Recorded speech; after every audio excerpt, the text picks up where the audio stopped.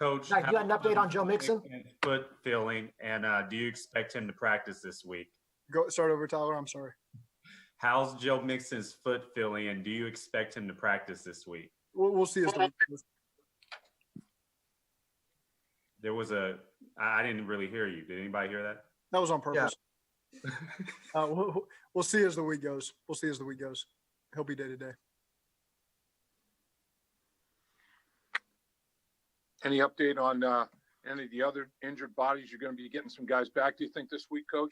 Yeah, we'll get LaShawn Sims and Mackenzie Alexander. We'll be doing some individuals today, which is encouraging from the concussion. So they're making their way through the protocol at a pretty good time frame. Bobby Hurt will be out there. He'll be able to do some stuff today. So that's good progress for him. Jonah's feeling a lot better as well. So it looks like we're getting much healthier on the offensive line, healthier at corner as well. And again, we'll see where Joe is from day to day. I don't think I'm missing anybody else there.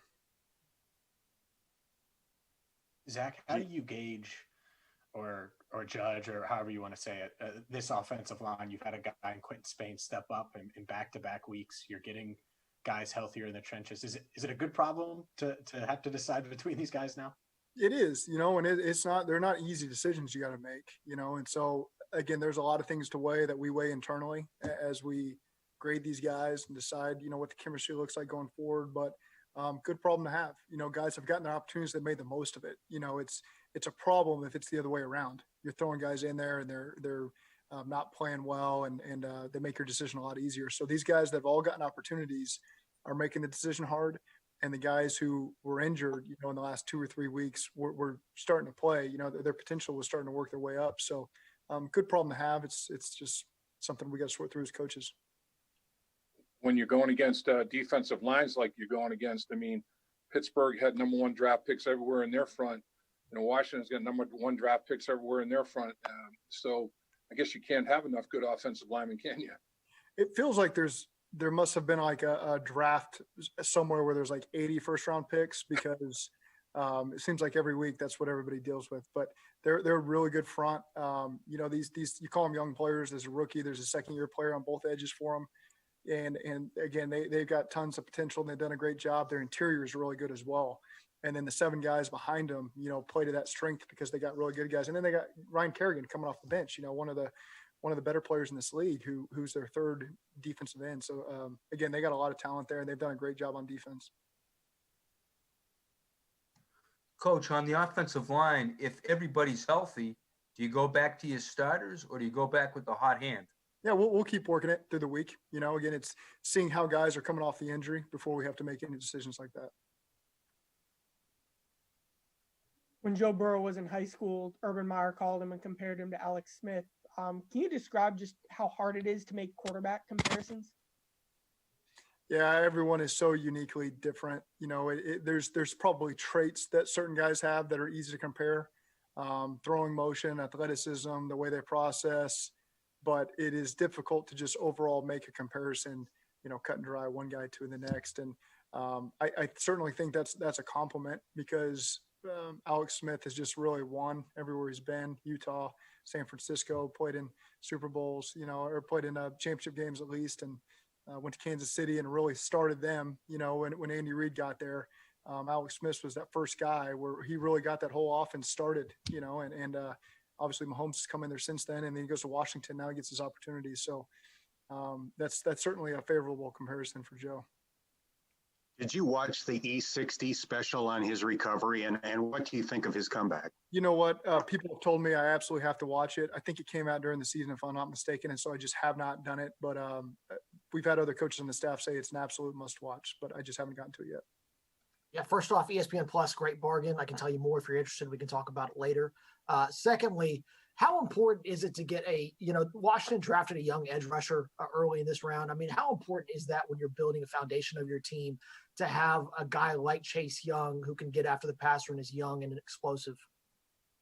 Well, anytime you're picking the top 5, you have a chance to really change the dynamic of your team with whoever you select. We chose Joe, and we're certainly thankful that we did that. And so, again, it's just every year is a little different. That the talent that you can choose is a little bit different. It's hard to make those comparisons on what's critical.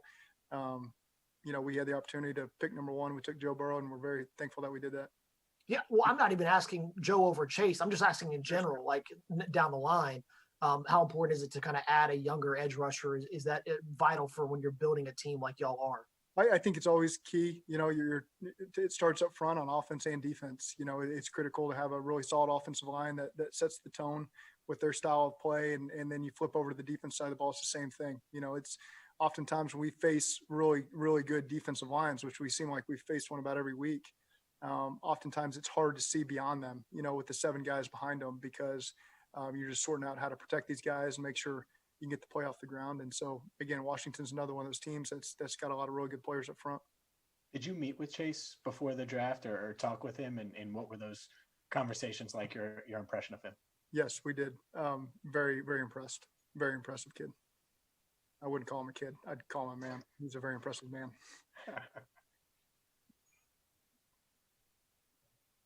For Alex Smith to come back from what was talked about, the gruesome injury, and then have a career best 38 completions, a career best 390 yards in the last football game against the Lions. What does that say about the guy? Some people are just built differently. It's hard enough to play quarterback in this league. It's hard enough to come back off of what many would consider a career-ending injury, and probably for 99.99% of people it would be. So it says everything you need to know about him. What about the weapons that he's got to throw the football to, Coach? What's your perspective on what Washington presents there?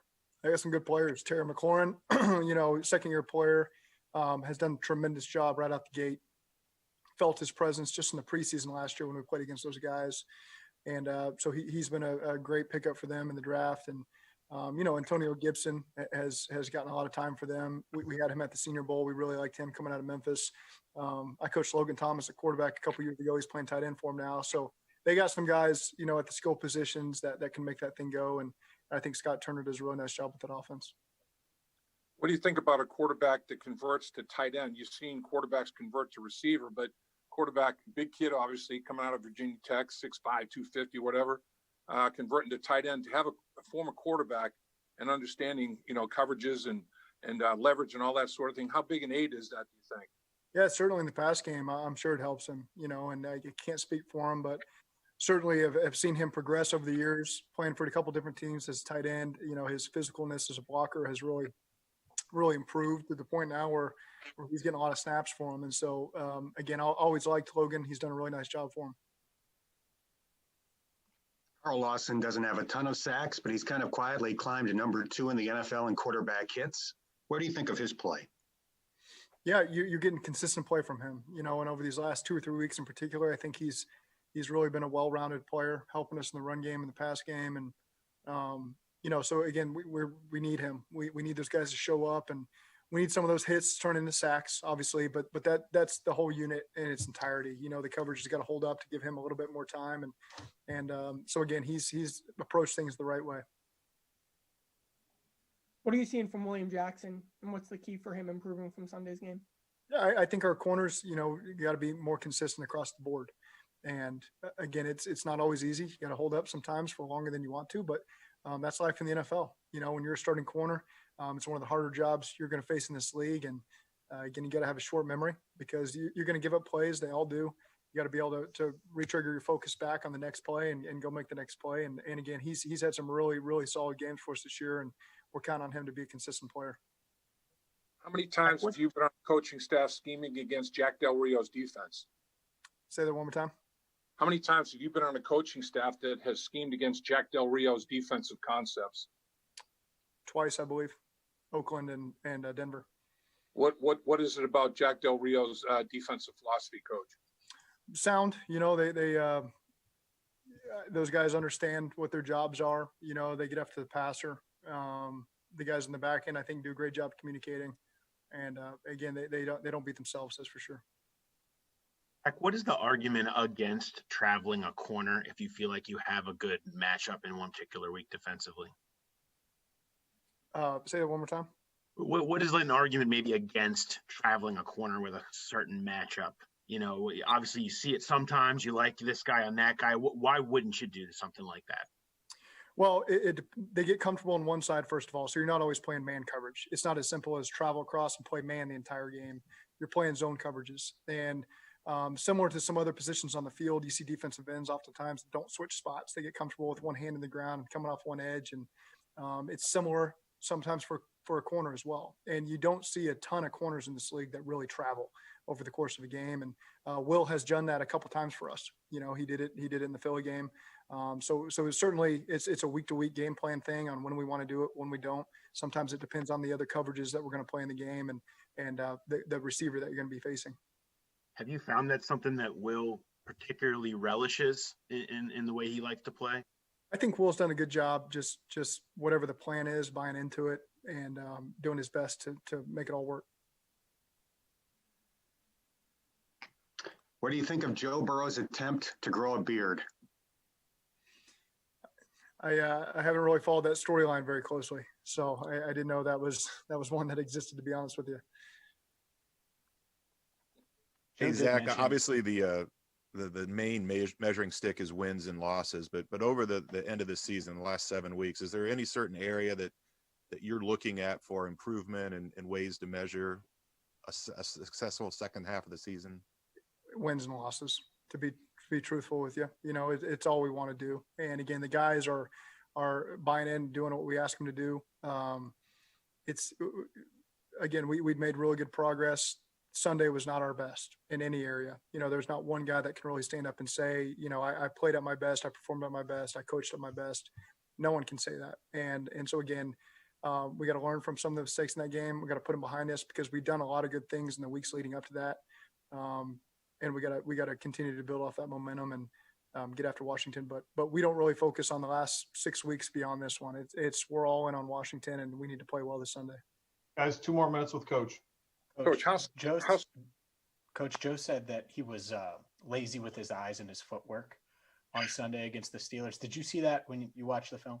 I think Joe's got incredibly high standards for himself, and that's what you appreciate him is he's not looking to point fingers and make excuses for anything. He's always going to put it on himself, and that's what we need from our quarterback. You mentioned how hard you've been working and how there have been improvements, and for something like to happen in Pittsburgh that happened, how surprising was it that, you know, like you said, almost unilaterally across the board, nobody played up to par or performed up to par? I take the moments, you know, starting with myself that I could control better. You know, we got off to a slow start, 12-0, and then get back in it with a 12-7 game there.